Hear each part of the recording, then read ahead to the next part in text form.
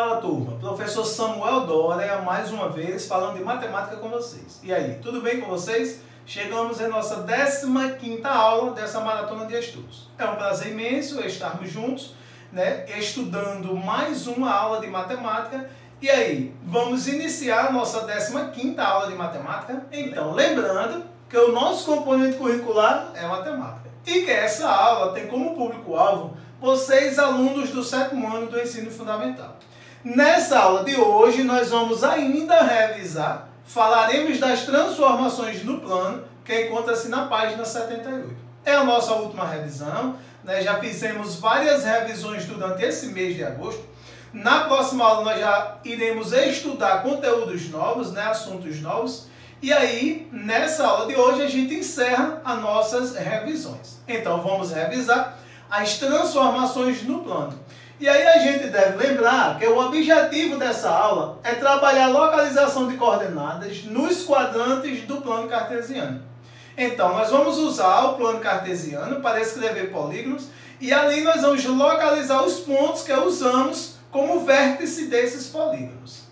Então, primeiro de tudo, nós vamos analisar aqui um plano cartesiano. Ele foi escrito em uma malha quadriculada e vocês sabem que quando a gente escreve o plano cartesiano na malha quadriculada, a gente não precisa enumerar essa reta numérica. Nós usamos como unidade de medida cada quadrinho desse escrito ou desenhado na malha quadriculada.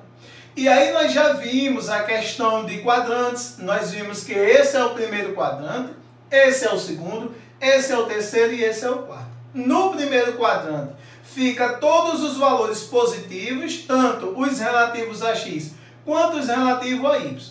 No segundo quadrante, os valores relativos a x são negativos e os relativos a y são positivos. No terceiro quadrante, tanto os valores de x quanto os valores de y são negativos. Já no quarto quadrante, os valores relativos a x são positivos e os valores relativos a y são negativos.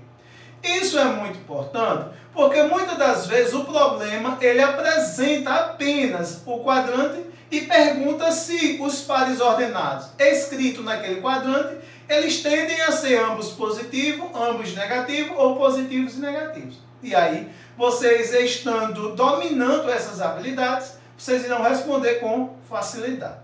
Então, segundo, nós vamos entender o seguinte: nós estamos vendo que nesse plano cartesiano nós escrevemos alguns pontos. Por exemplo, aqui nós temos o ponto 0 e o ponto 8. Significa dizer que para x é 0, para y é 8. E aí nós vimos que quando um dos valores for 0, a gente escreve o ponto em cima do eixo do outro valor, que não é 0, diferente de 0, não nulo. Nós temos aqui o ponto 2 para x e 3 para y. Nós temos aqui o ponto menos 2 para x e menos 2 para y. Nós temos o ponto menos 1 para x e menos 4 para y. E temos o ponto 1 para x e menos 4 para y. Nós estamos vendo também que em um par ordenado o primeiro valor é relativo a x, o segundo valor é relativo a y. Então, são dois números que são dos eixos distintos, um do eixo x e um do eixo y, que se encontram em determinado lugar, e naquele encontro nós chamamos de ponto. E esses dois números que escrevem o ponto chamamos de pares ordenados. E aí, nós podemos usar esses pontos como vértice. Por exemplo, aqui nós temos o ponto 0 e 9, 8 e 0, 0 e menos 7, menos 5 e 0, menos 5 e 9. Nós pegamos esses pontos, unimos uns aos outros através de segmentos de medida.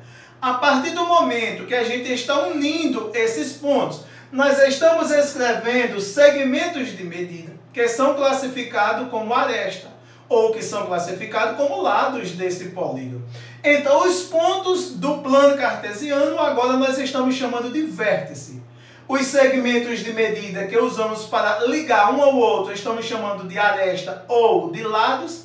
E aí nós temos um polígono escrito num plano cartesiano que também está inserido na malha quadriculada.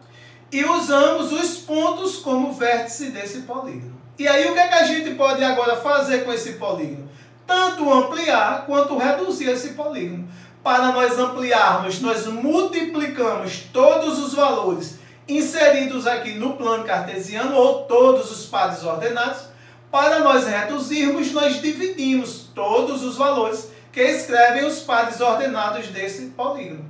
Então, tomaremos como exemplo esse polígono aqui. Nós queremos fazer uma transformação desse polígono, ou ampliar ou reduzir. Se nós formos ampliar, nós vamos escolher o fator. O que é esse fator? É o número que nós vamos usar para multiplicar por todos os pares ordenados que escrevem os pontos ou os vértices desse polígono. Por exemplo, se eu quiser dobrar o tamanho desse polígono, eu multiplico todos os valores relativos aos pares ordenados que escrevem os pontos desse polígono por 2.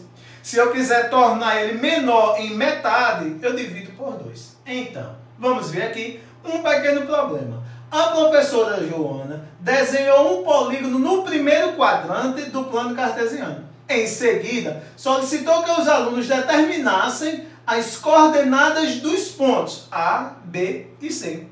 Determine você também essas coordenadas. Olha, esse problema consiste em a professora ter desenhado, e ele já está dizendo, no primeiro quadrante, ou seja, todos os valores relativos a x e a y serão positivos.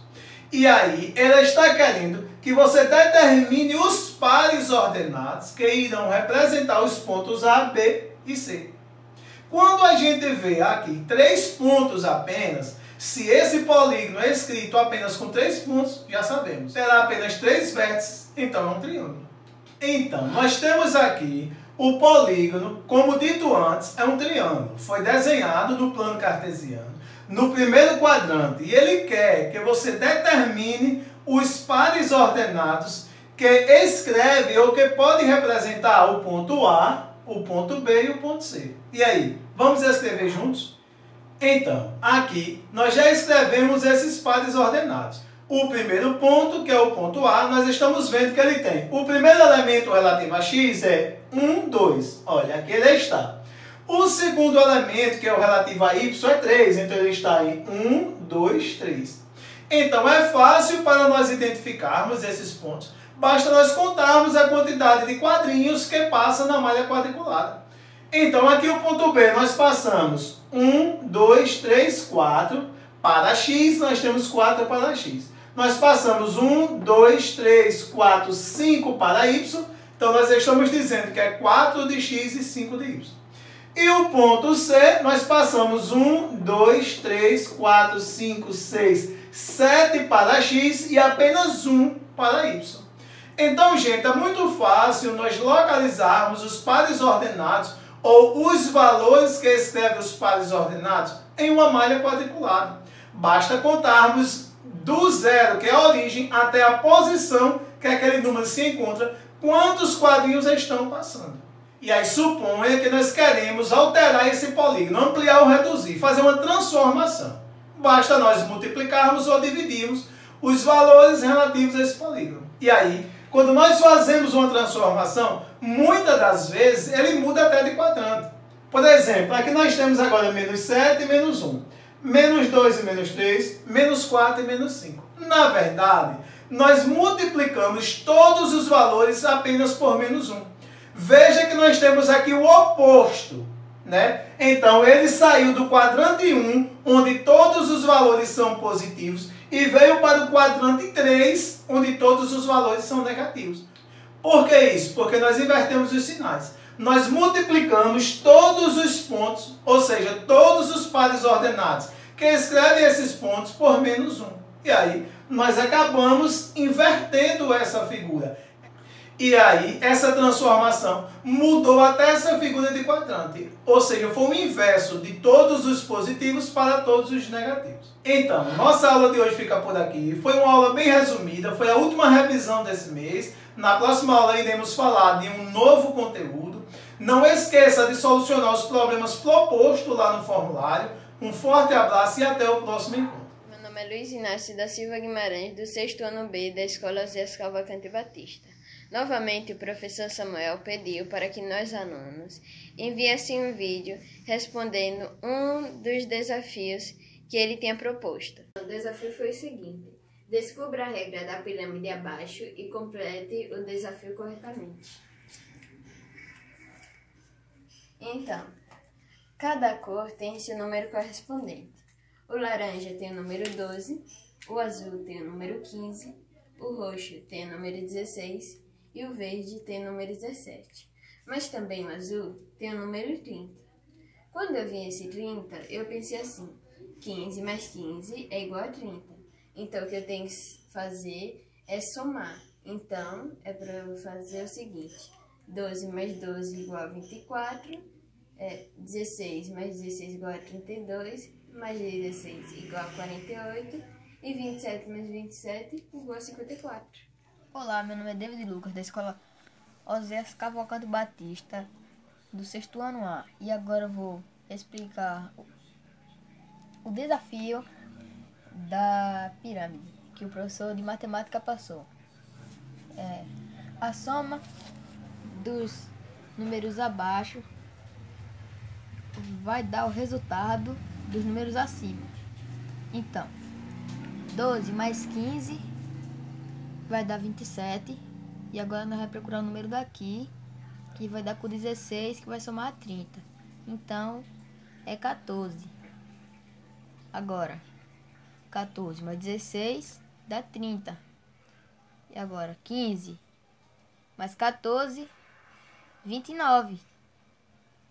Então, 27 mais 29, 56.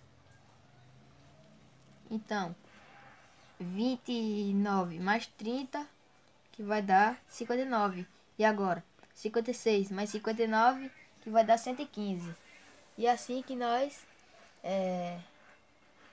vê o resultado da pirâmide. A questão que o professor Samuel mandou do link da descrição, eu acabei achando a resposta do quadrado, na verdade da pirâmide, foi essa, pirâmide. Então, os números que faltam nela é o 48, 24, 9, o 70, o 60 e apenas esses. Porque cada um vai ser um múltiplo, ou 3, ou 2, ou 6. Comece. Oi, meu nome é Adriele de Jesus Santos, estudo na Escola Municipal Francisco Moreira dos Santos e sou do 6º ano B. E para solucionar a pirâmide, eu diminuí 30 menos 16, que deu 14. Depois eu somei os números de baixo e encontrei os resultados até completar a pirâmide.